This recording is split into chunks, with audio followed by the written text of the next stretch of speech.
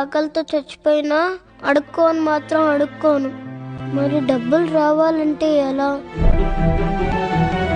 అన్నా,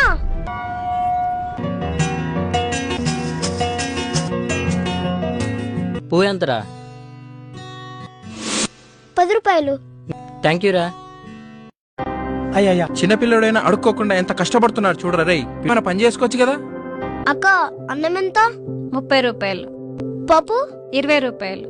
2 కలిపించండి అయితే. అయ్యా పక్కనే కూర్చొని అడుక్కోమని చెప్పాను కదా, ఎక్కడికి వెళ్ళావు? మనం అడుక్కోవద్దు నాన్న. అడుక్కుపోతే తిండెట్లా వస్తుంది అనుకున్నావు? పూలమ్మే నాన్న. ఇదిగో. కలిగిన బాధలన్నీ కదలకు చేరువాయే, బ్రతుకున ఆశలన్నీ ఇక్కడి నుంచి మనం బిచ్చం అడుక్కోవద్దు నాన్న.